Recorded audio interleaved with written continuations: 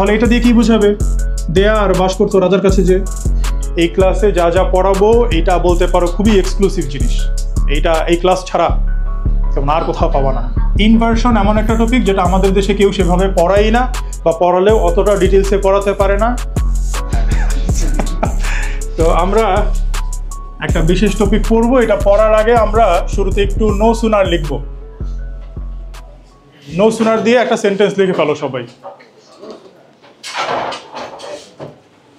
বাজারে তো মোটামুটি 4টা সেন্টেন্সই আছে, তাই না? একটা হচ্ছে তোমার ট্রেন স্টেশন, তারপর চোর পুলিশ, স্কুলের হচ্ছে বেল রিং দিয়ে দেয়, আর ডাক্তার রোগী, তাই না? একটা লিখে ফেলো নো সুনার দিয়ে।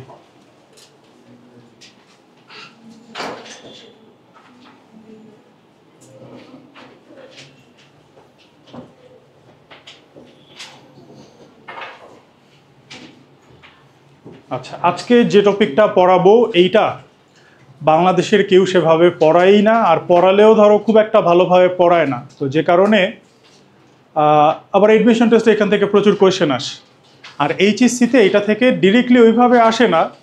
মানে কিছু কিছু এইচএসসির সেন্টেন্স আছে যে সেন্টেন্সগুলোর ব্যাখ্যা তুমি হচ্ছে পাবা এই টপিকটার মাধ্যমে। এই টপিকটার নাম কি একটু পরে আমরা যাব, তার আগে আমরা একটু সেন্টেন্স লিখি। সবাই কি লিখছো? নো সুনার কি লিখছো? হ্যাড, তারপরে কি লিখছো? He reached the station. তারপরে কি দেই আমরা? একটু গ্লাসটা খেয়ে দিতে। দেন দ্য ট্রেন লেফট। তো এক স্টুডেন্ট এসে আমাকে বলতেছিল যে ভাইয়া নো সুনার হ্যাডের পরে কি হয়? আমি বললাম যে তুমি তো নো সুনারের পরে যে হ্যাড হয় নিজেই তো বলে দিলা। এখন প্রশ্ন হচ্ছে যে নো সুনারের পরে কি শুধু হ্যাডই হয়? কেউ কি ভুল ক্রমে তোমাদের ভেতর থেকে ক্লিপস্টোফেল নিয়ে আসছো নাকি? কেউ আনছো? আচ্ছা, যদি আনতা তাহলে দেখাতে পারতাম। তোমরা একটু কষ্ট করে ক্লিপস্টোফেলের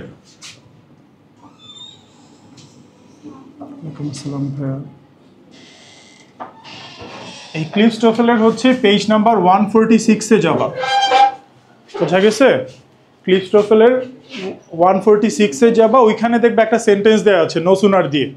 নো সুনার দিয়ে ওরা 3টা সেন্টেন্স দিছে, তার মধ্যে মাঝের সেন্টেন্সটা দেখবে এইভাবে লেখা যে no sooner will he arrive then he will want to leave. আচ্ছা, কখনো কি তোমরা নো সুনারের পরে উইল দেখছো? আমার মনে হয় না কখনো দেখছো।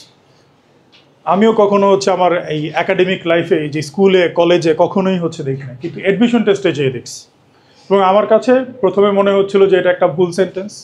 আসলে এটা ভুল না, এটা একটা কারেক্ট সেন্টেন্স। নো সুনারের পরে শুধু হ্যাড না, উইল হতে পারে, ডু হতে পারে, ডাজ হতে পারে, অনেক কিছু হতে পারে। যদি হচ্ছে ক্লিপস্টোফেলটা তোমাদের কাছে থাকতো তাহলে আমি এখনই হচ্ছে ডিরেক্টলি দেখাতে পারতাম, কিন্তু তোমরা যদি এই বইয়ের এই এত নম্বর পেজে যাও, এটা তোমরা পিডিএফেও পাবা। গুগলে যদি সার্চ দাও এই বইটার পিডিএফ ভার্সন আছে। তুমি যদি 146 পেজে যাও দেখবা যে নো সুনারের পরে উইল দিয়ে এইভাবে লিখছে। প্রশ্ন হচ্ছে এখানে কেন উইল দিল? তো এইটার ব্যাখ্যায় তো আমরা যাবই, তার আগে বলো তো এই যে উপরের যে সেন্টেন্সটা, এই সেন্টেন্সের ভেতর একটা অ্যাবনর্মাল জিনিস আছে, সেটা কি? হ্যাঁ, কেন এটাই হচ্ছে মানে অ্যাবনর্মাল জিনিসটা আমরা এতটাই দেখছি, দেখতে দেখতে অ্যাবনর্মাল জিনিস হচ্ছে নর্মাল হয়ে গেছে। ওই যে গোয়েবলস একটা কথা বলছিল না, হিটলারের সহচর, যে একটা মিথ্যা বারবার প্রচার করলে সেটা সত্য হয়ে যায়। তো ওই রকমই ঘটনা ঘটছে আর কি। হ্যাডটা তো এইখানে থাকার কথা, তাই না? He had reached. হ্যাড আমি কেন আগে লিখবো? এই একটা অ্যাবনর্মাল জিনিস আমরা দেখতে পেলাম। তার চেয়েও বড় কথা বলো তো এই সেন্টেন্সটার মিনিংটা কি?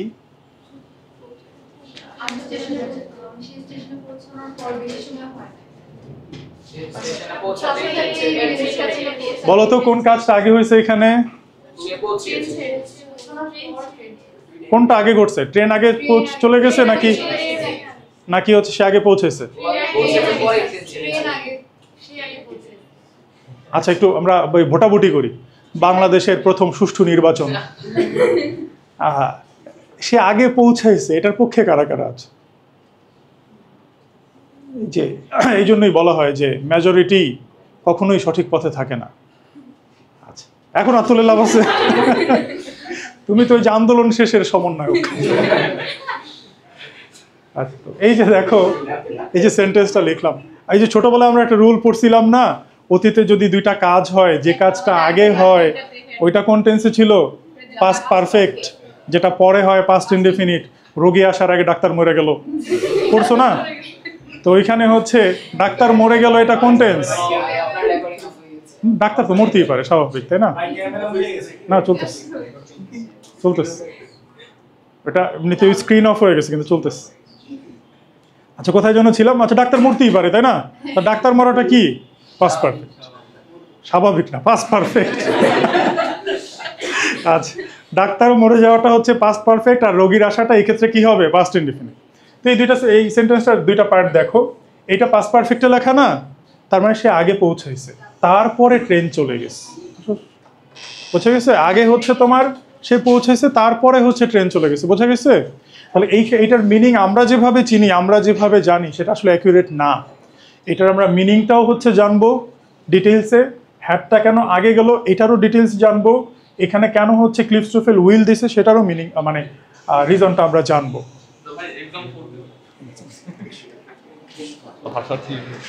বসো ভাই, তুমি হচ্ছে ওইখানে বসো। স্মৃতি আপু ওই রুমে? আচ্ছা, ইসমাম ইলহাম, তুমি হচ্ছে ওই রুমে যাও। ওর হচ্ছে এক্সাম 4-এর একটু কোয়েশ্চেনটা দিয়ে, এক্সাম 4-এর কোয়েশ্চেনটা দিয়ে। আর আগের দিনের খাতাটা কি দিছিলেন? দিয়ে দেন ওদের, দেখে দিস।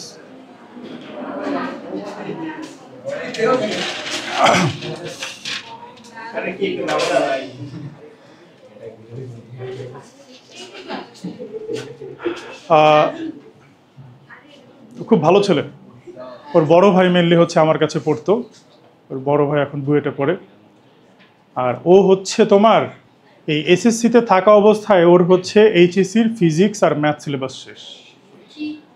ও হচ্ছে কি করছে, বিজিএস বই ফালাই দিস। কারণ বাইরে ফালাই দিছে ছিঁড়া, যে এইসব মিথ্যা জিনিস আমি পড়তে পারবো না। দুদিন পর ওর পরীক্ষা, এসএসসি পরীক্ষা। তো পরে হ্যাঁ,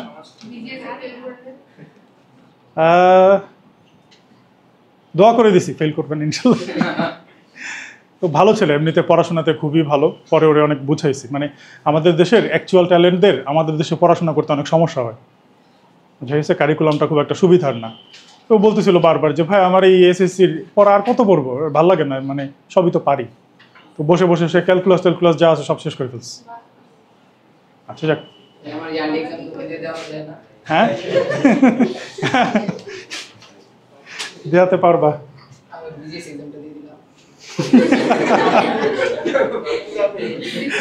তো এতটুকু বুঝছো? কি বুঝছো? কিছুই তো বুঝাই নাই। তো এই প্রশ্নগুলোর উত্তর আমরা পাবো আস্তে আস্তে। তার আগে আর একটা উদ্ভট সেন্টেন্স লিখি। Once there lived a king. এটা কিভাবে উদ্ভট সেন্টেন্স হইলো? মানে উদ্ভট জিনিস বেশি দেখতে দেখতে খুবই স্বাভাবিক হয়ে গেছে। আমি হচ্ছে একদমই পড়াশোনা করতাম না, মানে ক্লাস 5 পর্যন্ত আমার এইম ছিল আমি হচ্ছে ক্রিকেট প্লেয়ার হব। মানে স্পোর্টসের প্রতি আমার ভয়াবহ লেভেলের হচ্ছে ঝোঁক ছিল। দিনটা 24 ঘন্টা খালি ক্রিকেট খেলতাম, পড়াশোনার ধার ধারতাম না, কোনো কিছু না। তো বাসা থেকেও বুঝছে যে এর দিয়ে পড়াশোনা হবে না, হচ্ছে খেলাধুলাই করুক, তাও 2-4 পয়সা ইনকাম করতে পারবে। তো পরে হচ্ছে যখন ক্লাস 5 থেকে 6 উঠবো, তখন পায়ে হঠাৎ করে, হাঁটুতে হঠাৎ করে ব্যথা। তো ডাক্তার দেখালাম, ভাবলাম ডাক্তার কিছু ওষুধ দিবে, খাবো, সব কিছু ঠিকঠাক হয়ে যাবে, আরও বেশি বেশি খেলবো। পরে ডাক্তার এক্সরে করার পরে বললো যে পুরা টিন এইজ আমার হচ্ছে খেলাধুলা নিষেধ, তাহলে হাঁটুতে হচ্ছে বড় ধরনের ফ্র্যাকচার হতে পারে। তো তারপরে হচ্ছে খেলাধুলা অফ। তো যখন খেলাধুলা অফ করলাম, তখন ভাবলাম কিছু তো একটা করা লাগবে, বললাম পড়াশোনাই করি। তো যখন প্রথম পড়াশোনা করা শুরু করলাম, তখন না আমি আগামাথা কিচ্ছুই বুঝতাম না, একদম কিচ্ছুই বুঝতাম না। তো যেহেতু কিছু বুঝতাম না, কে যেন আমাকে বলছিল যে না বুঝলে মুখস্থ করে ফেলো। তো সমান একদম মুখস্থ করতাম। মুখস্থ করতে করতে দেখতাম কি আস্তে আস্তে আমার আন্ডারস্ট্যান্ডিং লেভেল আস্তে আস্তে বাড়তেছে। 6 থেকে যখন 7-এ উঠছি, দেখি একটু বেশি বোঝা শুরু করছি। আবার 8-এ ওঠার পরে দেখি আর একটু বোঝার এবিলিটি বাড়ছে। এই জন্য যখন আমার কাছে কোনো স্টুডেন্ট আসে যে ভাইয়া বুঝি না, আমি বলি যে মুখস্থ করো। এটা হচ্ছে বললে বাজারে অতটা মানে মার্কেট পাওয়া যায় না। কারণ বাজারে কি কি বলা লাগে? বাজারে বলা লাগে হচ্ছে যে মুখস্থ করার প্রবণতা প্রতিভাকে ধ্বংস করে, তোমরা বুঝে আত্মস্থ করো। কেন এগুলো বললে বাজারে অনেক খায় বেশি, কিন্তু পড়াশোনাটা এই ভুল কোনোদিনও করবে না। পড়াশোনাটা হচ্ছে মুখস্থ আর বোঝা দুইটার একটা কম্বিনেশন। এই দুইটার কম্বিনেশন তুমি যখন করতে পারবা তখনই হচ্ছে তুমি হচ্ছে খুব ভালো রেজাল্ট করতে পারবা। বোঝা গেছে? আর একটা ক্লাসে থেকে তুমি সব কিছু বুঝতে পারবে না, এটা অসম্ভব ব্যাপার। কেন আমি বহুত ভালো স্টুডেন্ট দেখছি তারা সব কিছু 100% বুঝে না, কেন এটা অসম্ভব না কখনো। তো যেটা তুমি তোমার ক্লাসে বুঝো না সেটা আপাতত মুখস্থ করে তোমার ব্রেইনে রেখে দাও, পরে তুমি এটার অ্যান্সার পাবা। যেমন এই যে এটা আমি বুঝি নাই কোন ক্লাসে, ক্লাস 6-এ, আর আমি এটা বুঝছি কবে জানো? যখন আমি ইউনিভার্সিটি সেকেন্ড ইয়ারে পড়ি তখন। তো সব কিছুই তুমি তোমার ক্লাসে বুঝবা না, কোনো জিনিস অনেক পরে যেয়ে বুঝবা, এই জন্য মাথায় রেখে দিবা। মেমোরাইজিং জিনিসটা খুব ভালো একটা জিনিস। এইদিকে চলে আসি, যে once there lived a king, এই যে এটা যে লিখলাম এটাকে কেন আমি অদ্ভুত সেন্টেন্স বললাম? দেখো আমি যদি হচ্ছে এইভাবে লিখতাম যে এখানে ধরো রহিম লিখতাম, তারপরে ধরো হচ্ছে লিভড লিখতাম, তারপরে হচ্ছে এখানে ধরো দেয়ার লিখতাম, তাহলে কি বোঝায় দেখো তো? একদম অক্ষরে অক্ষরে যদি আমরা অনুবাদ করি তাহলে মিনিংটা কিরকম হয়? যে রহিম বাস করতো সেখানে, এরকমই তো, তাই না? তাহলে এটা দিয়ে কি বুঝাবে? দেয়ার বাস করতো রাজার কাছে, যে রহিম লিভড মানে রহিম বাস করতো, আর দেয়ার লিভড মানে কি দেয়ার বাস করতো কার কাছে, যেয়ে রাজার কাছে যেয়ে। কিন্তু এটা কি আসলে এই মিনিংয়ে আসে? তাহলে এই সেন্টেন্সটা কি এরকম হওয়া উচিত ছিল না? Once a king lived there, there lived a king আমরা কেন লিখলাম? তো এইটার ব্যাখ্যাতেও আমরা যাব। আমি এটা একজনকে কোশ্চেন করছিলাম, তো সে কি যে বলছিল ইন্ট্রোডাক্টরি, দেয়ার টেয়ার হাং টান আগামাথা সব কিছু মাথার উপর দিয়ে গেছিল। তো এটার অ্যাকচুয়াল রিজনটা আমরা আজকের টপিকের মাধ্যমে পাবো। আরেকটা সেন্টেন্স লিখি, এই সেন্টেন্সটা তোমাদের ফার্স্ট পার্ট বইতে, নতুন বইতে আছে কিনা আমি জানি না, তবে আগের বইতে ছিল। তোমাদের ট্রাফিক জ্যামের উপর একটা প্যাসেজ ছিল। ওই প্যাসেজটা কোনো বাঙালি রাইটার লেখে নাই, একজন বিদেশি ফরেনার, সে হচ্ছে বাংলাদেশে হিউম্যান রাইটসের উপর কাজ করতে আসছে। তো আসার পরে সে বাংলাদেশের ট্রাফিক জ্যাম দেখে এতটাই শকড হয়েছে, সে হচ্ছে একটা আর্টিকেল লিখছিল যে বাংলাদেশে হিউম্যান রাইটস নিয়ে কাজ করার আগে ট্রাফিক জ্যাম নিয়ে কাজ করা উচিত। এবং তার ওই প্যাসেজের নিশ্চয়ই আমাদের মতো হচ্ছে লেখা হবে না। আমরা কিভাবে লিখি? শুরুতেই হচ্ছে ট্রাফিক জ্যামের সংজ্ঞা দেই, ট্রাফিক জ্যাম মিনস মুক্ত মুক্ত মুক্ত। আসছে পরীক্ষাতে your mother paragraph, my mother means, হ্যাঁ এগুলো কোনো কথা? ট্রাফিক জ্যাম কি কোনো হচ্ছে সংজ্ঞা ডিজার্ভ করে, ডেফিনেশন ডিজার্ভ করে? আমরা ডেফিনেশন সেই ক্ষেত্রে দিই যে ক্ষেত্রে একটা ডেফিনেশন ডিজার্ভ করে। ধরো তোমাকে মার্কসিজম নিয়ে লিখতে দিস, এখন তোমাদের মাথার মধ্যে কোয়েশ্চেন আসছে না যে মার্কসিজম জিনিসটা কি? এই যে মাথায় যে কোয়েশ্চেন আসছে যে জিনিসটা কি, তখনই হচ্ছে এটা একটা ডেফিনেশন ডিজার্ভ করে, তখন তুমি ডেফিনেশন দিয়ে তারপর ধীরে ধীরে ধীরে ধীরে লিখবা। কিন্তু ট্রাফিক জ্যাম লেখার সময় ট্রাফিক জ্যামের কেন ডেফিনেশন দিবা? মাই মাদার, এটার কেন তুমি ডেফিনেশন দিও? তুমি মা কি বুঝো না, ট্রাফিক জ্যাম বুঝো না? এগুলোর কি আবার ডেফিনেশন দেওয়া লাগে? দেওয়া লাগে না। এগুলো খুবই বাজে লেখা, তারপরে এইচএসসিতে তোমরা এটাই লিখবা, তা নাহলে মার্কস পাবা না। এইচএসসিতে হচ্ছে শুরুতেই লিখবা ট্রাফিক জ্যাম মিনস হ্যান ত্যান ত্যান ত্যান, তারপর লাস্টে দিয়ে যে লিখবা government should take care of it. হ্যাঁ, এটা লেখার জন্য আমরা ওয়েট করি, তাই না? ধর আমরা অ্যাপ্লিকেশনে কি করি? আমরা সবাই জীবনে একবার হইলেও নিজের বাপরে হচ্ছে দরিদ্র কৃষক বানাইছে। মাই father is a poor farmer, he has many children, হ্যান ত্যান। এইগুলা অ্যাপ্লিকেশনে লেখা একদমই ঠিক না। আমাদের দেশে স্কুল কলেজে যেভাবে অ্যাপ্লিকেশন শেখায় লেখা, এইগুলা বাইরের দেশে তুমি যদি হচ্ছে সাবমিট করো, ধরো বিদেশে যখন পড়াশোনা করতে যাবা, এমন আছে তুমি তো ব্যান হয়ে যাবাই, পুরো বাংলাদেশকেও ব্যান করে দিতে পারো। কেন একবার কি হয়েছে, আপওয়ার্ক নামে হচ্ছে একটা সাইট ছিল, তো ওইখানে হচ্ছে তোমার অ্যাপ্লিকেশনের মাধ্যমে হচ্ছে তোমার কাজ নেওয়া যায়। তো বাংলাদেশের চাইতে ইন্ডিয়ানরা অনেক ইজিলি হচ্ছে কাজ পায়, কারণ ওরা হচ্ছে জানে কীভাবে অ্যাপ্লিকেশন লিখতে হয় বা ওদেরকে শিখায়। কিন্তু আমাদেরকে কি শিখেছে? মাই father is a poor farmer, he has many অমুক তমুক। তো এক ছেলে কি করছে, তার হচ্ছে একটা কাজ দরকার, সে লিখছে আই এম ভেরি পুয়ার, এই সেই আই এম স্ট্রাগলিং, দুনিয়াদারি আবিজাবি এগুলো লিখছে। লেখার পরে হচ্ছে বলছে আমাকে কাজটা দেন। তো এখন দেখো যে আপওয়ার্কে একটা কাজ দিছে, এইটার জন্য কমপক্ষে 100 জন হচ্ছে মেইল করছে বা অ্যাপ্লিকেশন দিছে। বসে বসে কি সবার জীবন ইতিহাস পড়াটা তাদের টাইম আছে? তারা বড় জোর হচ্ছে 1-2টা সেন্টেন্স পড়তে পারে। তো এইসব ক্ষেত্রে অ্যাপ্লিকেশন হচ্ছে 1-2 সেন্টেন্সের ভিতরে শেষ করে দিতে হয়, আর আমরা হচ্ছে এরকম করি। তো এটা করার পরে ওই বিদেশি এতটাই হচ্ছে তোমার বিষয়টাকে এতটাই পার্সোনালি নিয়ে ফেলছে সে কি করছে, ওইটা হচ্ছে আপওয়ার্কের সাথে শেয়ার করছে যে এরকম এরকম দিস। তারপরে এটা নিয়ে হচ্ছে ওয়ার্ল্ডের যথেষ্ট হাসাহাসি হয়েছে, এবং হাসাহাসি হওয়ার পরে বাংলাদেশকে বেশ কিছু সময়ের জন্য ব্যান করে দিয়েছিল, যে কোনো বাংলাদেশি আর হচ্ছে নতুন করে আপওয়ার্কের আইডি খুলতে পারবে না। এই মোটামুটি বেশ আগের ঘটনা, করোনার আগের ঘটনা। তো এই সব অঘটন আমরা ঘটাই। এখন অঘটনটা যে ঘটাইছে এটা কি তার দোষ? আমাদের দেশেই তো তাকে এগুলো শিখেছে, যে অ্যাপ্লিকেশন হচ্ছে লিখতে হয় my father is a poor farmer, হ্যাঁ I am also a poor farmer, হ্যাঁ এই যে এগুলো হচ্ছে যে শিখায়। আমরা লেটার লিখি কিভাবে, লেটার সব কিছু লেখার পরে লাস্টে লিখি, ওই যে একটা মিম আছে না, যে এখনো সিগারেট ছাড়তে পারি নাই কারণ বন্ধু এখনো সিগারেটের কুফল লিখে চিঠি পাঠায়নি। তো আমরা হচ্ছে লেটার লিখি কিভাবে, সব কিছু লেখার পরে no more today, give respect to your parents and love to your younger sister, তাই না? তো যাক, আমরা আবার একটু ফিরে আসি। তো আমরা অনেক কিছু এরকম লেম জিনিস হচ্ছে লিখি, এগুলো আসলে লেখা ঠিক না, তাও আপাতত জোর করে এটাই লেখা লাগবে, তা নাহলে এইচএসসিতে মার্কস পাবা না। কিন্তু ভবিষ্যতে যে এইসব জায়গায় যে এইসব ফাতরামি করো না বলেও। কোথায় যেন ছিলাম আমরা? ও আচ্ছা, তো ওই রাইটার উনি তো আর আমাদের মতো সেন্টেন্স লিখবে না যে ট্রাফিক জ্যাম মিনস অমুক তমুক তমুক। তো উনি হচ্ছে খুব সুন্দর সুন্দর সেন্টেন্স লিখছিল। তার মধ্যে একটা সেন্টেন্স এরকম ছিল যে 2 rows to my left is an ambulance. বলো তো ভাইরা এখানে ভার্ব কোনটা?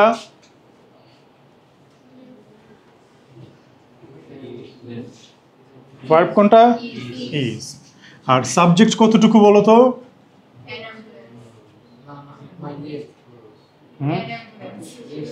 ওদিকে কেন?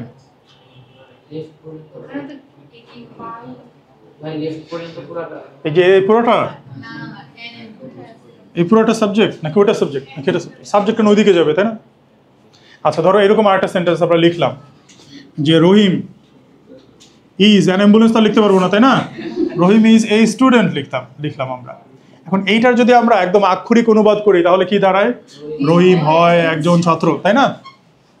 তাহলে 2 rows to my left মানে কি আমার বাঁ দিকের দুইটা সারি, তাহলে আমার বাঁ দিকের দুইটা সারি হয় একটা অ্যাম্বুলেন্স। কোনো সেন্স মেক করে না। তাহলে সেন্টেন্সগুলো একটু উল্টাপাল্টা দেখতেছি না আমরা। এই উল্টানোর ইংলিশ কি বলো তো? তোমরা ওই যে ফাংশনে করো যে উল্টানো ফাংশন, ইনভার্স ফাংশন পড়ো না? আচ্ছা, তো ইনভার্সের নাউন কি বলো তো? ইনভার্সন। তো ইনভার্সন নামে গ্রামার একটা টপিক আছে, এই টপিকটাই আমরা আজকে পড়ব। ইনভার্সন এমন একটা টপিক যেটা আমাদের দেশে কেউ সেভাবে পড়াই না, বা পড়ালেও অতটা ডিটেলসে পড়াতে পারে না, বা অতটা ওইভাবে বোঝানোও যায় না আসলে। এই ইনভার্সনকে আমরা অত্যন্ত ভালোভাবে শিখবো। এই ক্লাসে খুবই মনোযোগ দিবা।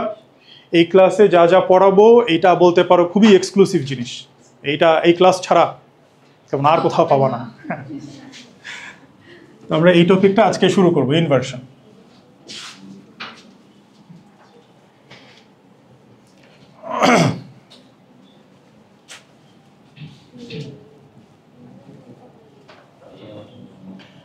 আমরা ইউজুয়ালি দেখতে পাই কি যে সাবজেক্ট থাকে, তারপরে হচ্ছে তোমার ভার্ব থাকে, তারপরে তোমার এক্সটেনশন থাকে, এরকমই তো সেন্টেন্স দেখি, তাই না? তো মাঝে মাঝে এই ভার্বটা সাবজেক্টের আগে চলে যায়। এই যে ভার্বের যে অস্বাভাবিক আচরণটা, এই আচরণটাকেই আমরা বলি ইনভার্সন। এখন ভার্বকে আমরা দুইটা ক্যাটাগরিতে ভাগ করতে পারি। এক ধরনের ভার্ব হচ্ছে মেইন ভার্ব, আর একটা হচ্ছে তোমার হেল্পিং ভার্ব। তো ইনভার্সনকেও আমরা এরকম দুই ভাগে ভাগ করি, একটা হচ্ছে হেল্পিং ভার্বের ইনভার্সন, আর একটা হচ্ছে তোমার মেইন ভার্বের ইনভার্সন। তাহলে আমরা একে একে একটু করে লিখে ফেলি। ফার্স্টে লেখো সাবজেক্ট অপারেটর ইনভার্সন। এবার প্রশ্ন হচ্ছে অপারেটর কি জিনিস? আচ্ছা তোমরা দেখবে একটা জিনিস যে ওই যে রাস্তাঘাটে যখন হচ্ছে ফাস্ট ফুড বিক্রি করে, একটা ফাস্ট ফুডের বানানো ঠিক থাকে না। ফ্রেঞ্চ ফ্রাইরে লেখে ফ্রেন্ডস ফ্রাই, বন্ধুরে ফ্রাই করে দেয়। তারপরে নুডলসরে তো জীবনের নুডলস ঠিক মতো লেখেই নাই, লুডুস বা নুডুস এরকম লেখে, তাই না? বিষয়টা হচ্ছে গরিবরা বলে লুডুস, মধ্যবিত্তরা বলে নুডলস, আর উচ্চবিত্তরা কি বলে? চাউমিন। বিরাট কিছু, তাই না? তো একবার কি হইলো, আমার একটা ফ্রেন্ড সে আমাকে বলে চল তোরে আজকে চাউমিন খাও। চাউমিন না চাউমিন? চাউমিন। কত খ্যাত, এটা চিনিও না। তো এখন আমাকে বললো, আমি ভাবছি যে নামটাই তো দেখো না খুব রসালো রসালো নাম, আমি ভাবছি যে গরমের দিন রসালো কিছু খাওয়াবে। তো গেলাম, যাওয়ার পরে ওয়েটার নিয়ে আসলো, দেখি সবই দিল কিন্তু চাউমিন দিল না। আমি বললাম, এই তোর চাউমিন কই? বলে প্লেটের সামনেই। আমি কই প্লেটে কোথায় কি? বলে যে আরে ফ্রাইড রাইসের পাশে। ফ্রাইড রাইসের পাশে তো হচ্ছে নুডলস। বলে ওইটাই চাউমিন। আরে সর্বনাশ, ফ্রাইড রাইস দিয়ে কিভাবে আমি নুডলস খাবো? আচ্ছা, পরে বলে না ওইটা আলাদা খা। পরে আচ্ছা ঠিক আছে আলাদা খাই। আরেকবার এরকম পশ একটা জায়গায় গেছি, ব্রেকফাস্ট দিবে বুঝছো। আমি তো ভাবছি ব্রেকফাস্টে মনে হয় পরাটা ভাজি টাজি কিছু দিবে। তো পরে দেখি যে একটা স্যুপ ধরাই দিচ্ছে আর একটা বাটার বোন ধরাই দিচ্ছে। আমি দুইটা ধরে না কয়েক মিনিট দাঁড়াইছিলাম, যেটা চুবাইয়ে খাবো নাকি আলাদা পরে আগে পরে খাবো। আচ্ছা যাক, ওইখান থেকে আমরা আবার ফিরে আসি। গরিবরা বলে হচ্ছে বিস্কুট, আর মধ্যবিত্তরা বলে বিস্কিট, আর উচ্চবিত্তরা কি বলে? কুকিজ। হ্যাঁ, তো এইরকম গরিবরা বলে হচ্ছে হেল্পিং ভার্ব, মধ্যবিত্তরা বলে হচ্ছে অক্সিলারি ভার্ব, আর উচ্চবিত্তরা বলে কি? অপারেটর।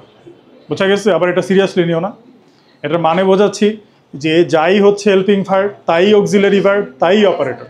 মনে থাকবে? আচ্ছা, তো আমরা একে একে একটু অপারেটরগুলো লিখে ফেলি। মাঝে মাঝে এরকম থিওরিটিক্যাল কোয়েশ্চেনগুলো আমাদের অ্যাডমিশন টেস্টে আসে। তোমাকে বলবে যে নিচের কোনটি অপারেটর হিসেবে কাজ করে। তোমার কাছে তো মনে হবে কি না কি আসছে, আসলে কিছুই না। তোমাকে জানতে চাচ্ছে যে কোনটা হেল্পিং ভার্ব হিসেবে কাজ করে। এই তাহলে আমরা একটু লিখে ফেলি। Am, is, are, was, were, have, has, had. তারপরে যখন কোনো কিছু না থাক মানে মোডালসগুলোও কিন্তু হেল্পিং ভার্ব। তারপরে যখন কোনো কিছু না থাকবে তখন আমরা ডু, ডাজ আর ডিড নিয়ে কাজ করব। আপাতত লেখো এগুলো দিয়ে কি করতে হবে, এখনো কোনো কিছু বলিনি, এগুলো বলবো আমরা। জাস্ট যেভাবে লিখতেছে এভাবে একটু লিখে ফেলো।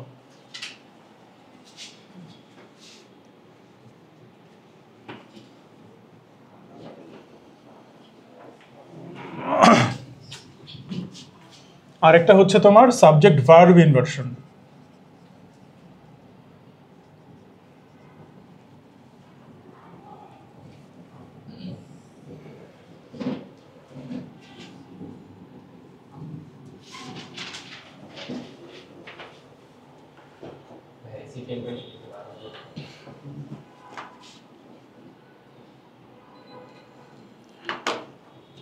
আচ্ছা দেখো, এখন সাবজেক্ট অপারেটর ইনভার্সনে আমরা কি করি, যে অপারেটরটা থাকে সেটাকে সাবজেক্টের আগে নিয়ে আসি। আর সাবজেক্ট ভার্ব ইনভার্সনে আমরা আস্ত যে মেইন ভার্বটা থাকে সেটাকেই আমরা সাবজেক্টের আগে নিয়ে আসি। এখন এটা কি মন চাইলেই আমরা নিয়ে আসতে পারবো? উত্তর হচ্ছে না। কিছু টার্মস আর কন্ডিশনস আছে, ওগুলো ফুলফিল করলে তখন আমরা এই কাজটা করতে পারবো। আমরা ফার্স্টে শিখবো হচ্ছে এইটা সাবজেক্ট অপারেটর ইনভার্সন, তারপর আমরা এইটাতে যাব। তো ফার্স্টে একটু লিখে ফেলো তোমরা যে subject operator inversion.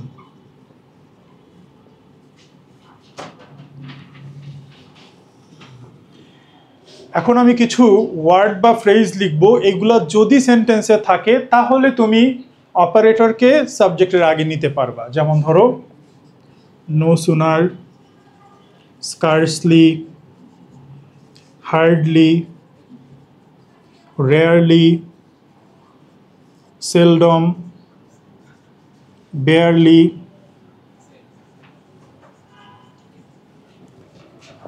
Only,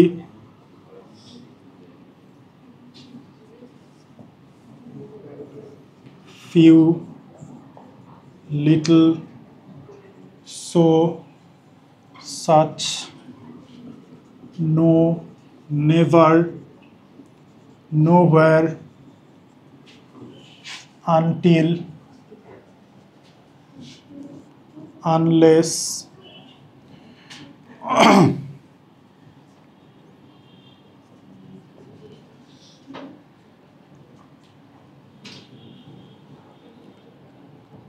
on no account, in no way,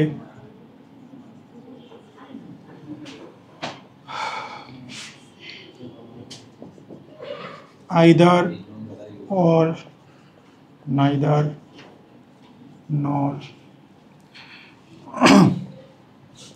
তারপরে হচ্ছে নট অনলি বাট অলসো। এখন এই নট অনলি বাট অলসোকে বেশ কিছুভাবে লেখা যায়। আনলেসের পরে কোথায় কোথায় কোথায় কোথায় কোথায় কোথায় on no account in no way, কোনো রকমই না বা কোনোভাবেই না এরকম বোঝায়।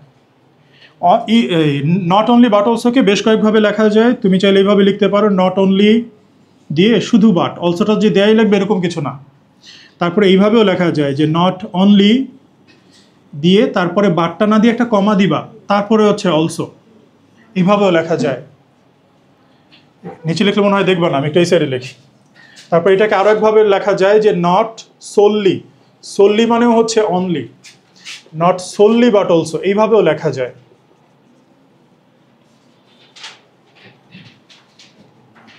আরেকটা কেসে সেটা হচ্ছে সো প্লাস অ্যাডভার্ব। হ্যাঁ ভাইয়া, হ্যাঁ আসো আসো, সামনে চলে আস। এই ছেলেরা তোমাকে ডিস্টার্ব করো নাকি? তোমরা ক্লাস 11-এ পড়ো, 8-এও পড়ো না, 9-এও পড়ো না? আচ্ছা আচ্ছা, বসো বসো, কোথায় একটা জারি খেলা। হ্যাঁ তাহলে যা যা বলছি ঠিক আছে। হ্যাঁ এই চশমাওয়ালার সামনে চলে আসো। হ্যাঁ তুমি, হ্যাঁ আসো, তুমি আসো, তুমি আসো, তুমি এইখানে আসো, বসো বসো।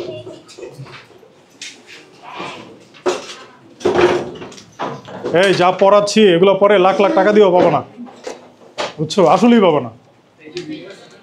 ভিডিও না বলছে, এই ভিডিও যদি না বুঝো তখন কারে জিজ্ঞেস করবা, কমেন্ট করবা, কল রিসিভ করবো না। আচ্ছা তুমি তো মনোযোগ দিতেছি, তুমি এইসব কথা বলো কেন? হ্যাঁ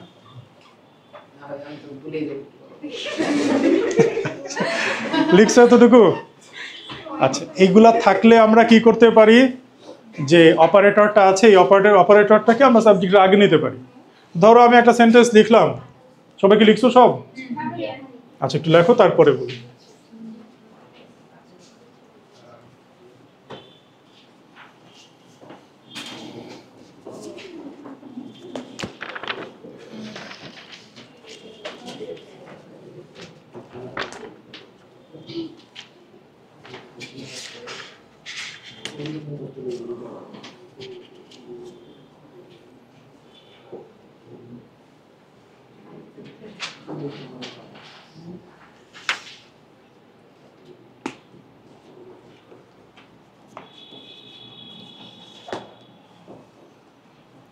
ধরো আমি একটা সেন্টেন্স লিখলাম, আই উইল নেভার গো দেয়ার। এই সেন্টেন্সে কি এমন কিছু আছে যার জন্য আমরা ইনভার্সন করতে পারি? হ্যাঁ, নেভার। তাহলে এখানে হেল্পিং ভার্ব কোনটা? উইল। এটাকে আমরা কি করব? আই এর আগে নিব। এখন যদি আমরা আগে নিই তাহলে কি দাঁড়ায় সেন্টেন্সটা? উইল আই নেভার গো দেয়ার। এটা তো ইন্টারোগেটিভ সেন্টেন্স হয়ে গেল, তাই না? আমাদের উদ্দেশ্য কিন্তু ইন্টারোগেটিভ সেন্টেন্স বানানো না। এইটা যেন ইন্টারোগেটিভ সেন্টেন্স না হয় এই জন্য একটা কাজ করা হয়, যার জন্য ইনভার্সন করা হয় তাকে শুরুতে লেখা হয়। অর্থাৎ নেভারকে তুমি শুরুতে লিখে নিবা, নেভার। তারপরে কি লিখবা? বাকিটাকে লিখে দিবা যে উইল আই গো দেয়ার। তো এতে কি লাভ হলো? তার চেয়েও বড় কথা হচ্ছে, এইভাবে সেন্টেন্স থাকলে কি তোমাকে এইভাবেই লেখা লাগবে? উত্তর হচ্ছে না। তুমি চাইলে এইভাবেও লিখতে পারো, চাইলে এইভাবেও লিখতে পারো, বিষয়টা অপশনাল। তবে এইভাবে লিখলে যে মিনিং আসে, এইভাবে লিখলেও একই মিনিংই আসে, শুধু দুইটা টোনটা চেঞ্জ হয়। এইটা একটা টোনে বলা, এটা আর একটা টোনে বলা। কীরকম টোন? ধরো এটার মিনিং হচ্ছে এরকম যে আমি সেখানে কখনো যাব না। এখন যদি আমি বলি আমি সেখানে কখনোই যাব না, দুইটার ভিতরে ডিফারেন্স কি বলো তো? যে আমি সেখানে কখনো যাব না আর আমি সেখানে কখনোই যাব না। পরেরটাতে আমি কি করছি? একটু জোর দিয়ে বলছি। বাংলা ভাষায় কি হয় বিষয়টা, যে কখনো ওয়ার্ডটাকে জাস্ট একটু জোর দিলেই হয়, কখনোই যাব না। ইংলিশে কি এরকম বলবা যে I will never go there normally বলা, আর I will never go there মানে হচ্ছে খুব জোর দিয়ে বলা, এরকম হবে? ইংলিশে কনসেপ্টটা তো এরকম না। তখন আমরা জোর দিয়ে বলার জন্য এইভাবে বলি। তোমরা বিভিন্ন মুভিতে হচ্ছে এরকম সেন্টেন্স হয়তো বা শুনবা, যে never will I go there মানে হচ্ছে আমি সেখানে কখনোই যাব না, খুব জোর দিয়ে বলা। তাহলে আমরা সাবজেক্ট অপারেটর ইনভার্সনটা কেন করি? সেন্টেন্সে জোর দেওয়ার জন্য, বা সেন্টেন্সে কোনো একটা বিষয়কে এমফাসাইজ করার জন্য। মনে থাকবে? তাহলে এখানে আমরা লিখতে পারি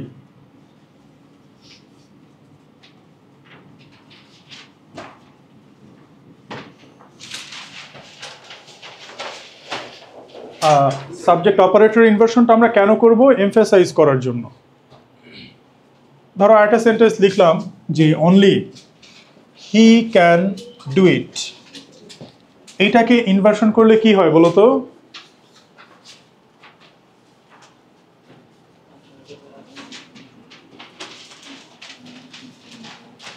করে ফেলো সবাই।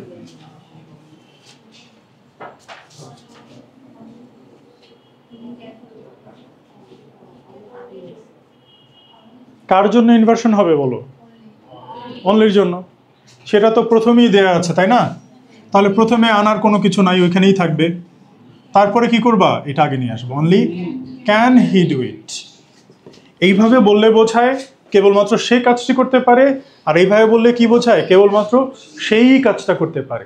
বাংলায় আমরা সেকে জাস্ট সেই বললাম, হয়ে গেল। ইংলিশে কি এরকম বলবা যে অনলি হি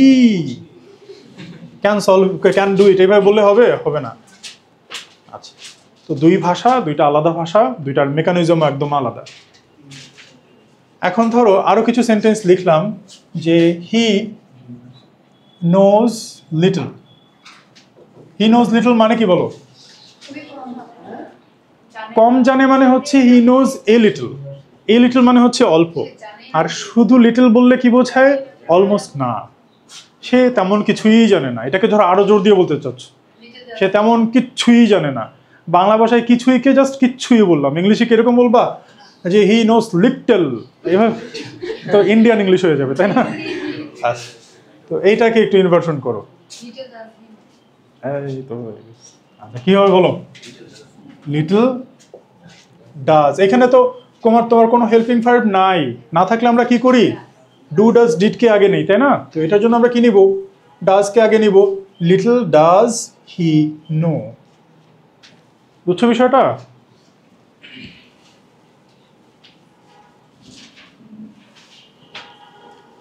তারপর এটা একটু সলভ করো তো। হি হ্যাড লিটল মানি।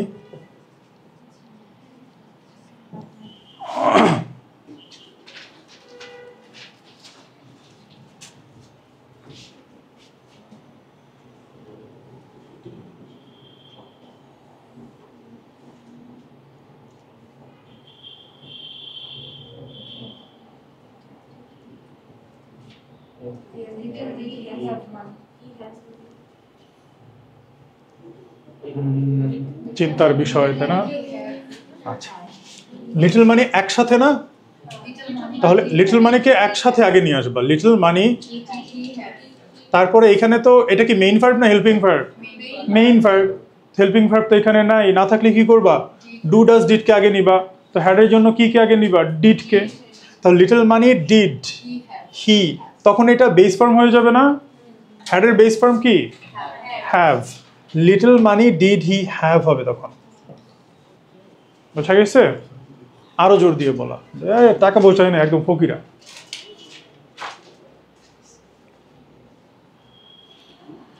তারপরে এইটা লেখো যে he works so quickly that we can not even catch him. একটা জিনিস খেয়াল রাখবা ভাইয়ারা, এই ক্যান নটকে যখন আমরা সংক্ষেপে লিখি কান্ট, এই কান্টটা শুধুমাত্র স্পোকেন ইংলিশই অ্যালাউড। বা তোমরা যখন হচ্ছে ট্যাগ কোয়েশন লেখো তখনও হচ্ছে ঠিক আছে, ট্যাগ কোয়েশন তো স্পোকেন টাইপেরই, কিন্তু এইটা কখনো রিটেন ইংলিশে লিখবা না। বোঝা গেছে? রিটেনে এইটা অ্যালাউড না, এটা ইনফর্মাল।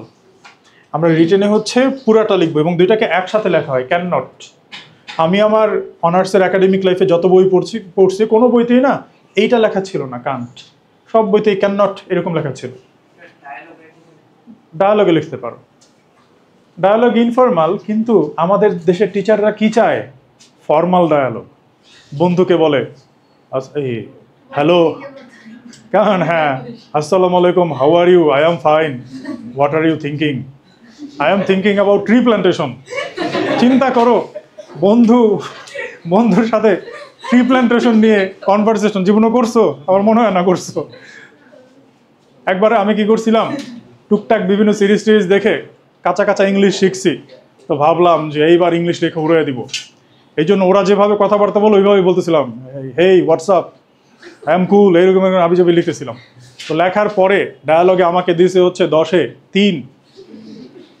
তারপরের বার কি করছি, আসসালামু আলাইকুম, ওয়ালাইকুম আসসালাম, how are you, I am fine, কেমন, হাউ অ্যাবাউট ইউ, এরকম এরকম ভাবে লিখছি।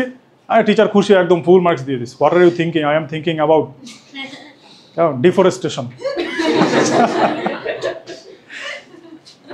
তো ডায়ালগ একটা ইনফর্মাল জিনিস, কিন্তু আমাদের দেশে ইনফর্মাল ইংলিশ লিখলে টিচাররা মার্কস দিতে চায় না। তোমরা ডায়ালগেও ফর্মাল লিখবা, বুঝা গেছে? No more today, give respect, আর লাভ দিবা, যারা লাভ দিতে মন চায় লাভ দিবা। আচ্ছা, এইটা কি হবে করো। এই সব কিছু এত তাড়াতাড়ি পারলে তো পড়াবো কি তাহলে বলো। সো কুইকলির জন্য হচ্ছে ইনভার্সন হবে, তাহলে ওকে শুরুতে লিখবা সো কুইকলি। তারপরে এটাকে আগে নিবা, তাহলে কি হয়, does he walk that we can not even catch him. একটা জিনিস খেয়াল করো ভাইয়ারা, হি ওয়াক সো কুইকলি এই পর্যন্ত একটা ক্লজ, আবার that we can not even catch him এটা কি আরেকটা ক্লজ না? হি ওয়াক সো কুইকলি এটাকে আমরা কি ক্লজ বলি? Principal clause. প্রিন্সিপাল মানে মেইন, এটা হচ্ছে প্রিন্সিপাল ক্লজ, আর এটা কি সাবঅর্ডিনেট ক্লজ। আমরা এই ক্লজের পার্টটা এখনো পড়ি নাই, আমরা পড়বো সামনে। তোমরা যদি এই বিষয়গুলো না বুঝো তাতেও সমস্যা নেই, জাস্ট আপাতত চিনলেই হবে যে এটা হচ্ছে প্রিন্সিপাল ক্লজ, এটা হচ্ছে সাবঅর্ডিনেট ক্লজ। প্রিন্সিপাল ক্লজ কি জিনিস? একা একা ও একটা সেন্টেন্স। আর সাবঅর্ডিনেট ক্লজ একা একা সেন্স মেক করতে পারে না। যেমন তুমি হি ওয়াক সো কুইকলি আলাদাভাবে লেখো, তাও তো সেন্টেন্স হচ্ছে, তাই না? কিন্তু এইটাকে তুমি যদি আলাদাভাবে লেখো যে that we can not even catch him, তাহলে তো হচ্ছে না কিছু, তাই না? তাহলে প্রিন্সিপাল ক্লজ হচ্ছে একাই 100, আরও কি একাই 50। আচ্ছা, এইটা একদম স্টার দিয়ে লিখে রাখো যে ইনভার্সন কেবলমাত্র প্রিন্সিপাল ক্লজে হয়। দেখো সাবঅর্ডিনেট ক্লজ আমরা ইনভার্সন করছি, করি নাই, কিন্তু এটা একটা বড় ধরনের ট্র্যাপ। আমরা যখন কোয়েশ্চেন সলভ করতে যাব দেখবা তুমি বারবার হচ্ছে এই জিনিসটা গোলায় ফেলতেছ, বারবার তুমি সাবঅর্ডিনেট ক্লজে চলে যাচ্ছ। তো এই জন্য এটা একদম স্টার দিয়ে লিখে রাখো যে প্রিন্সিপাল ক্লজে ইনভার্সন হয়, সাবঅর্ডিনেট ক্লজে ইনভার্সন হয় না।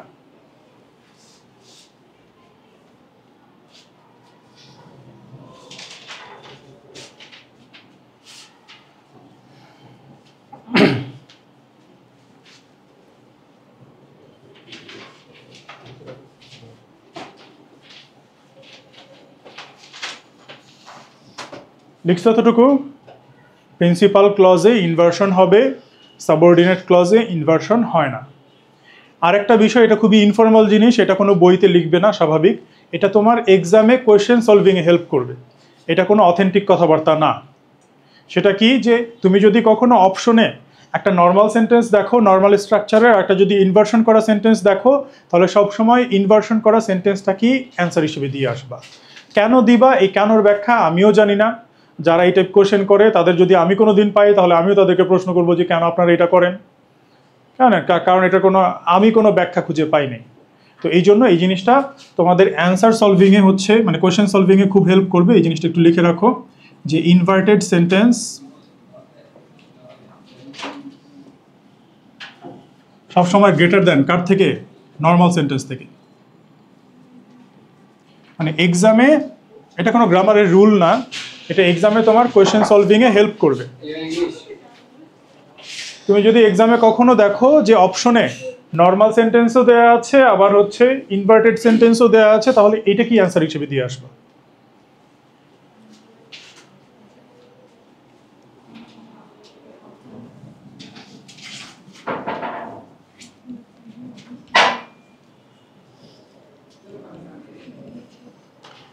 এইবার আমি নেট থেকে একটা সেন্টেন্স দিই।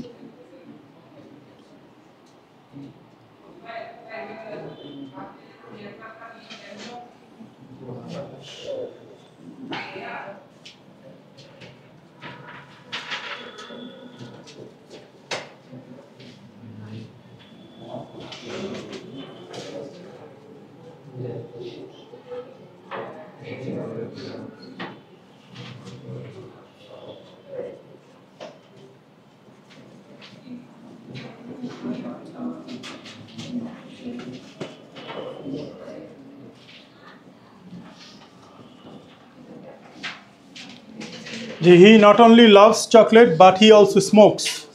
এই আস্তাগফিরুল্লাহ সেন্টেন্স তারা লিখছে। চকলেটের সাথে এই বিড়ি খাওয়ার কি সম্পর্ক আল্লাহই জানে। তো তারা যেহেতু লিখেছেন ঠিকই লিখেছেন, কারণ ইউরোপিয়ানরা কখনো মিথ্যা কথা বলে না, তারা যা বলে তা সত্যই বলে, তাই না? মিথ্যা বলে কারা? আমরা এশিয়ানরা। আচ্ছা, তো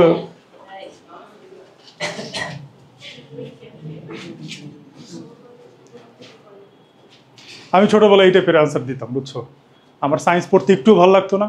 একবার পরীক্ষায় আসছে সালফিউরিক অ্যাসিডকে কেন অ্যাসিড বলা হয়, তো আমি অ্যান্সারে লিখছি যে সালফিউরিক অ্যাসিডকে অ্যাসিড বলা হয় কারণ এটা একটা অ্যাসিড।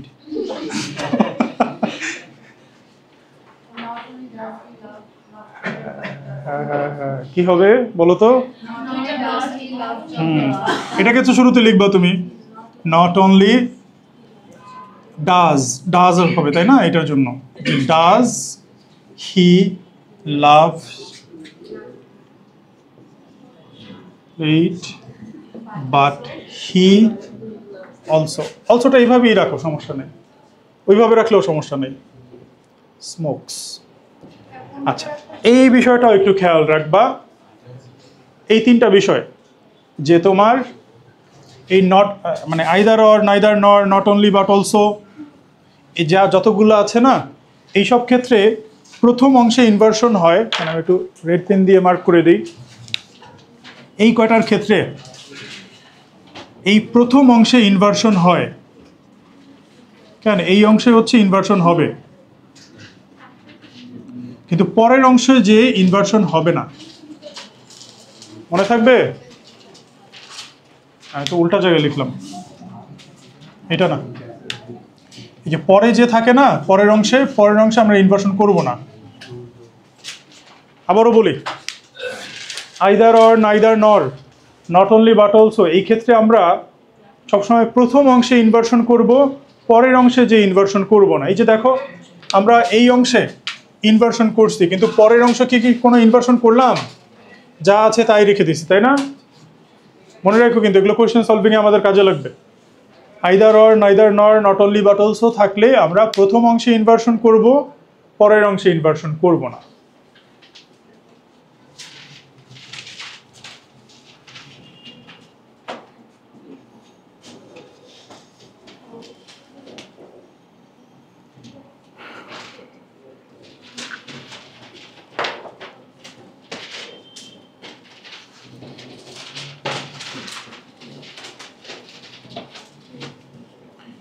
এইবার আমি তোমাদের স্যাট বা জিআরই জিম্যাট থেকে একটা কোয়েশ্চেন দিই।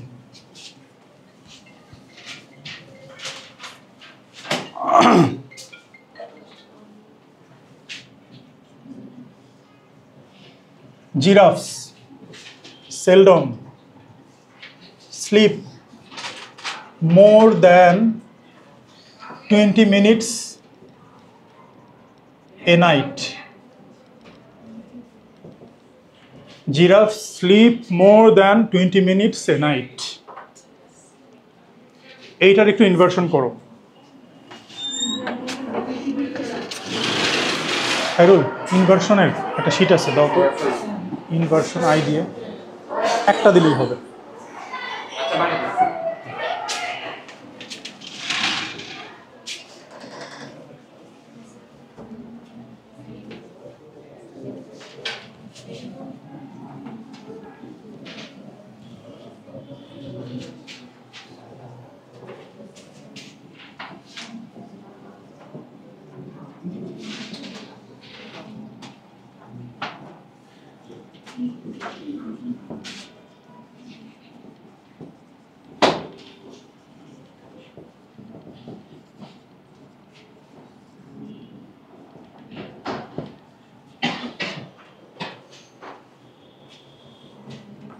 দুইটাই হচ্ছে জিম্যাট বা জিআরইতে আসা কোশ্চেন।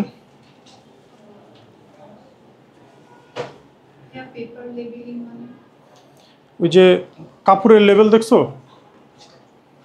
আরে ওই যে লেবেল থাকে, যে সিল ছাপ্পর, তো ওইটা তো প্লাস্টিকের হয়, সিনথেটিক জিনিস হয়। তো বলতেছে যে এটা পেপারের হলে পরিবেশ ভালো থাকবে আর কি, ওই দিক থেকে পারমাণবিক বোমা বানাইলে পরিবেশ অনেক ভালো থাকবে।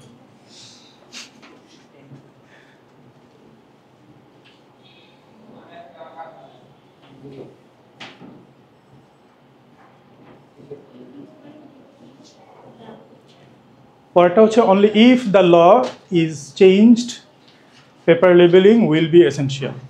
আর প্রথমটা হচ্ছে giraffe seldom sleep more than 20 minutes a night.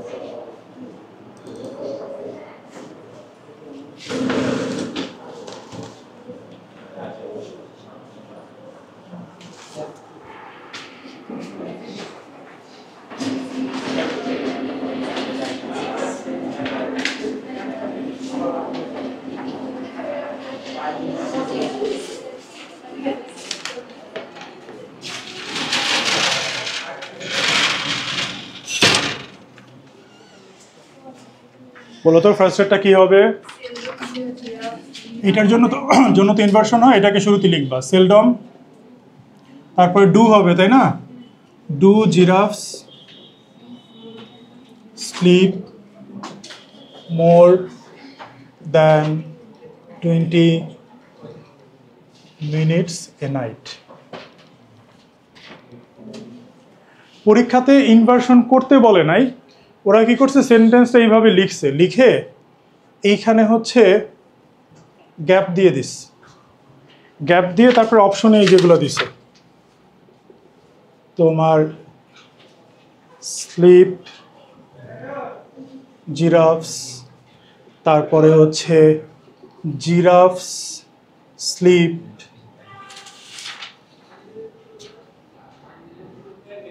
এই দুইটাই ধরো। এখন এইটা কেন হবে না বলো তো?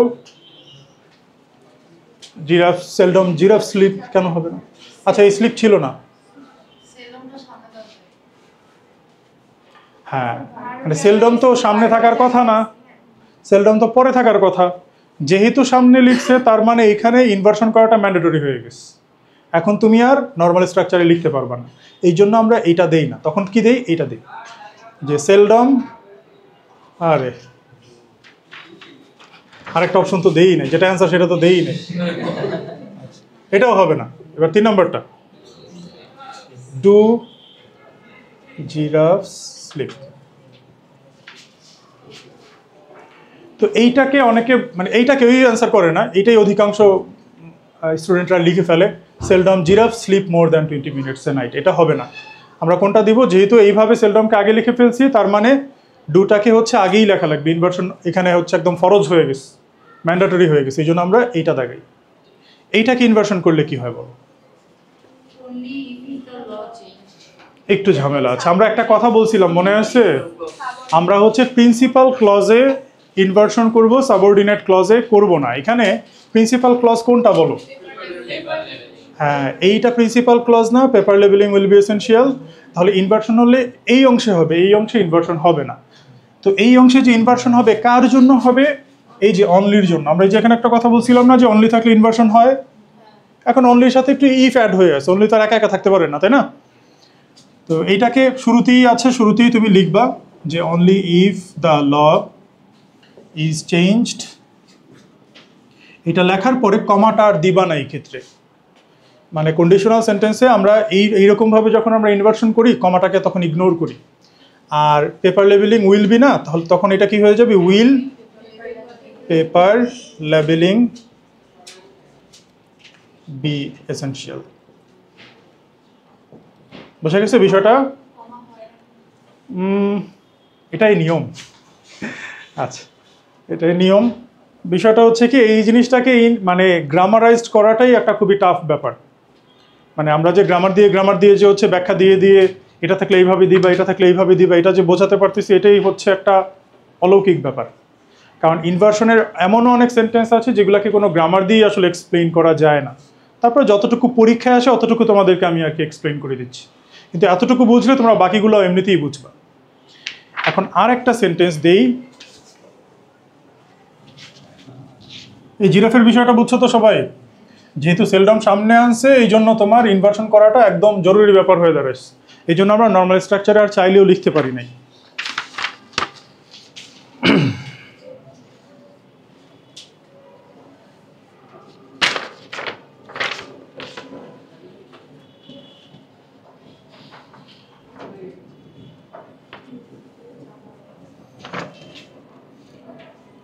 Not only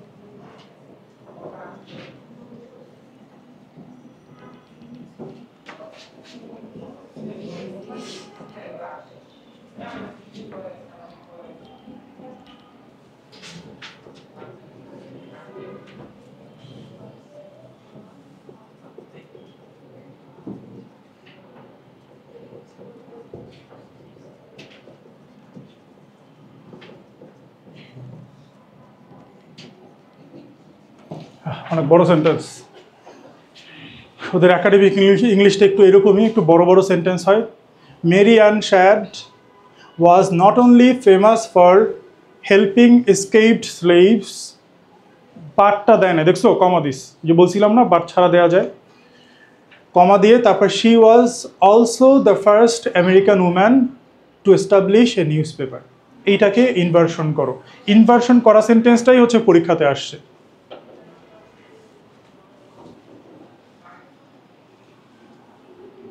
কি হবে বলো তো?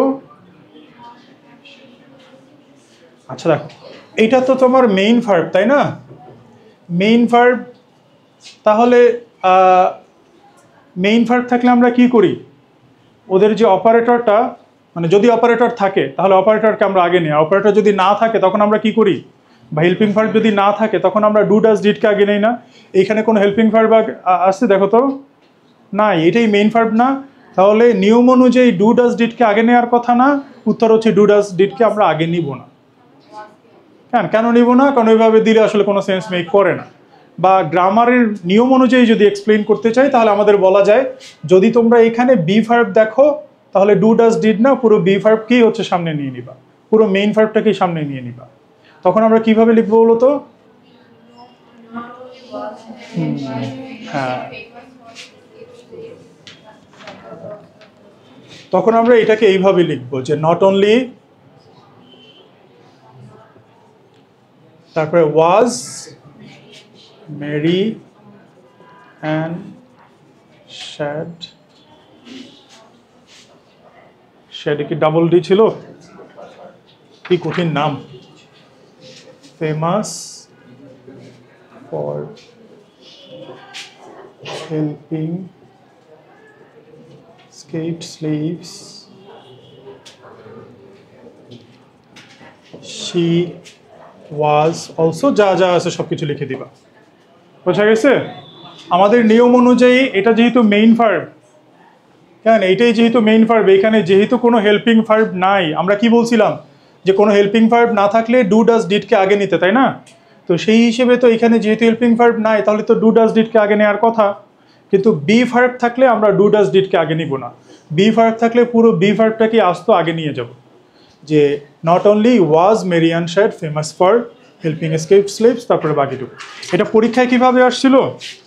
পরীক্ষায় হচ্ছে তোমার এই এতখানি গ্যাপ দিয়ে দিছিল, গ্যাপ দিয়ে তারপরে অপশনে দিয়ে দিছে যে ওয়াজ অনলি নট, তারপরে হচ্ছে নট অনলি ওয়াজ, তারপরে হচ্ছে তোমার ওয়াজ নট অনলি, তারপরে হচ্ছে নট অনলি।